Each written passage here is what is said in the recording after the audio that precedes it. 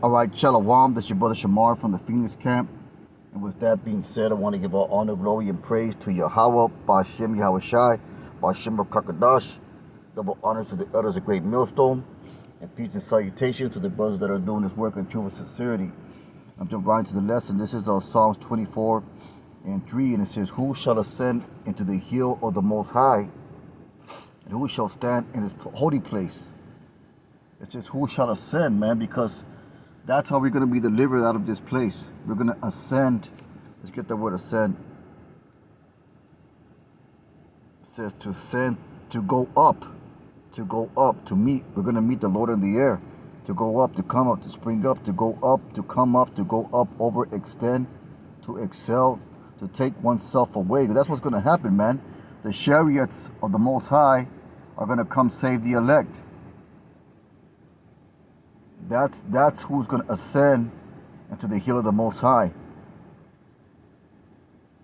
Or basically, that's who's going to go into the chariots, the elect. Then you go to 2 Kings. You got an example of one of the elect, of a matter how the elect are going to be ascended or go up into a chariot. This is the 2 Kings 2. In 11, this is the account of Elijah. It says, I'll start at verse 11.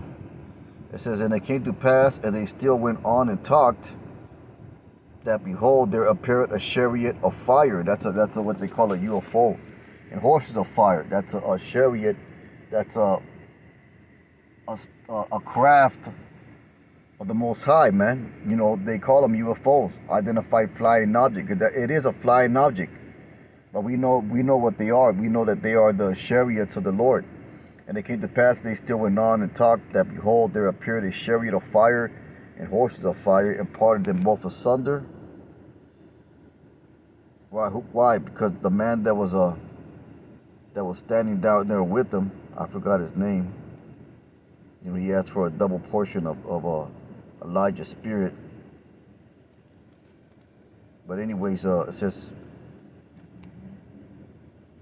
and it came to pass, they still went on, talked, that behold, there appeared a chariot of fire and horses of fire. Yeah, that's what it was, Elisha, Salakia, and parted them both asunder. So Elijah was separated from Elisha.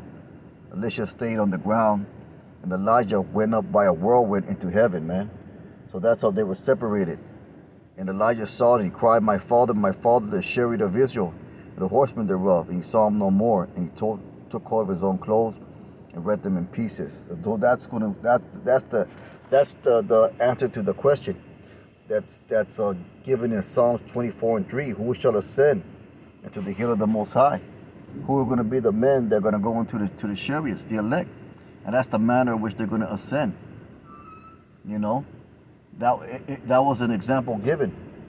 You know, at that time, you know, the Lord wanted to take Elijah up, but when he comes back, he's going to take the 144,000, the elect of the nation of Israel, 12,000 men from each of the 12 tribes. You know, and that's going to be the manner of salvation that we're hoping for, man. So let's go back to Psalm 24 and 3. It says, who shall ascend into the hills of the Lord? Who shall stand in his holy place? He that has clean hands and a pure heart, who has not lifted up his soul unto vanity, nor sworn deceitfully. And that's the elect. The elect are going to have the clean hands. The elect are going to have that pure mind, because they're undefiled by the ways of this world, because they received the truth. Who has not lifted up the soul unto vanity and sworn deceitfully, because they have the truth. The truth is what purified them. The living waters is what cleansed them. Going back to Psalms 119. How shall a young man cleanse his way? By taking heed unto thy word. So they're going to be clean by this water. Who has clean hands and a pure heart, who has not lifted up his soul unto vanity, nor sworn deceitfully. That's going to ascend into heaven. That's the answer, man. The elect are going to ascend into the hill of the Most High, or into those chariots.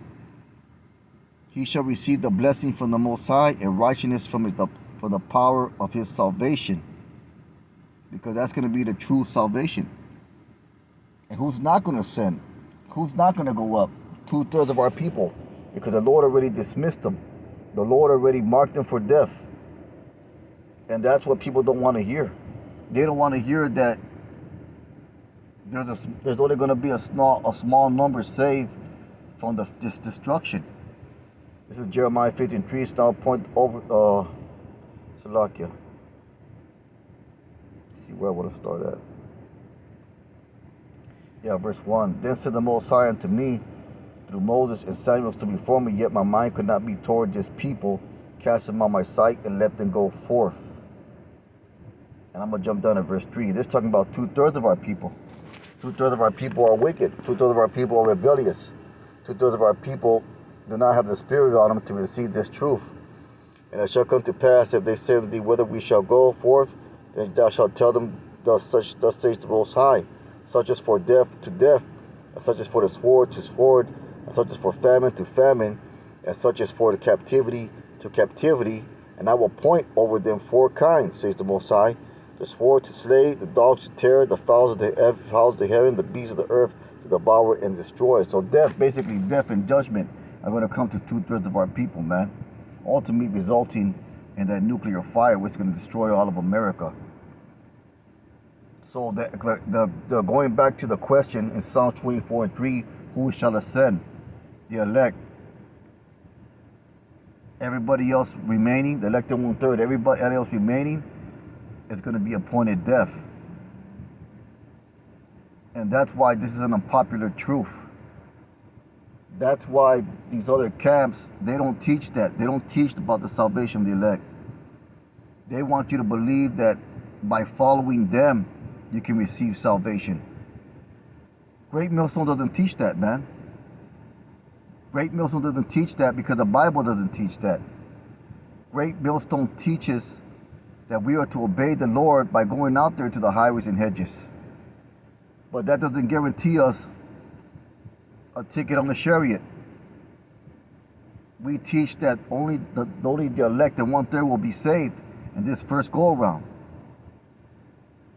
We teach that we are called. We teach that we are the hopeful elect. We don't give you no sureties about nothing, man.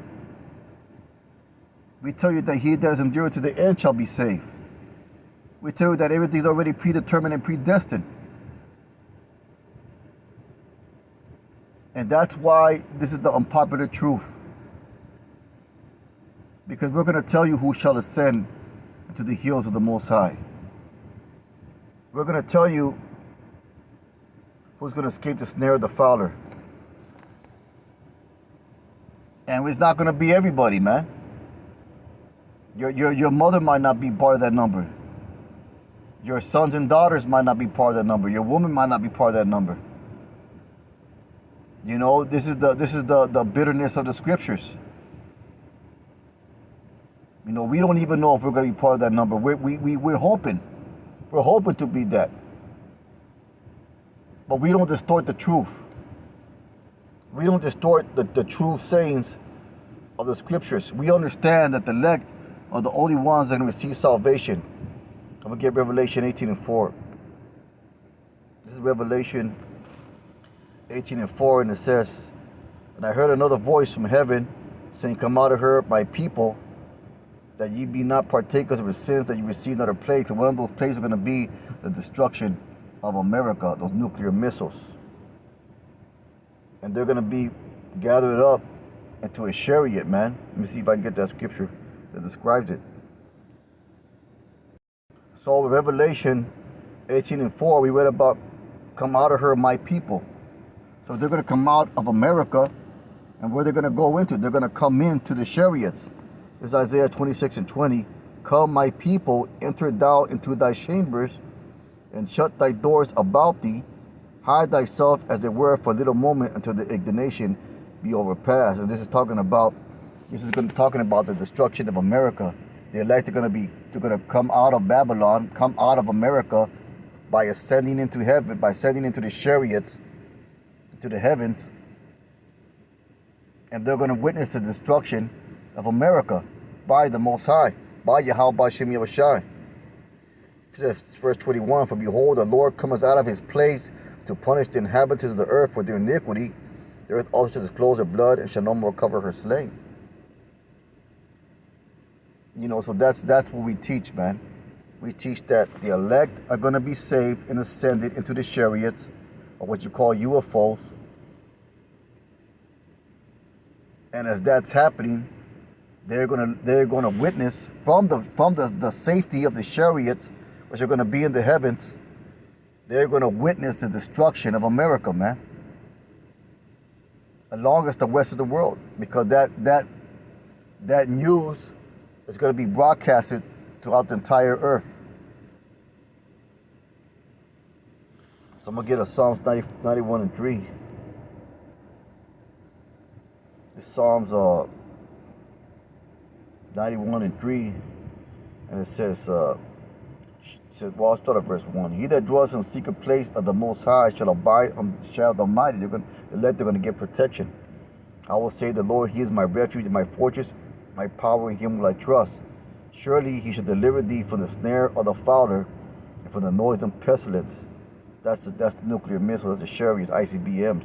He shall cover thee with His feathers, under His wings shalt thou trust. His truth shall be shield and buckler. Thou shalt not be afraid for the terror by night, nor for the arrow that flies by day. And the arrow that flies by day is the ICBM missiles, man. Nor for the pestilence that walketh in darkness, for destruction that wasteth at noonday. 1,000 shall fall at thy side, and 10,000 at thy right hand, but it shall come not nigh unto thee. You know, so there's going to be mass destruction, but the elect are going to be saved out of that innumerable amount of chaos and death that's going to be happening here on earth. Because thou hast made the Lord, which is my refuge, even the Most High, thy habitation. There shall no evil befall thee, neither shall any plague come nigh thy dwelling. That plague, talking about the nuclear missile. That's all about talking about a hedge of protection that's given to the elect, man. But ultimately, just talking about salvation from these ICBMs, from the destruction of America, from the plagues.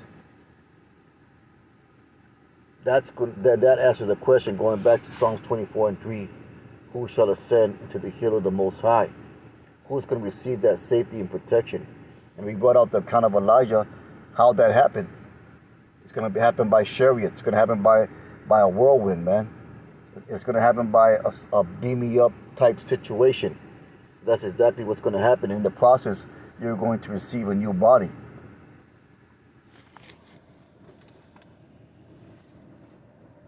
But with that being said, man, it's a real quick lesson.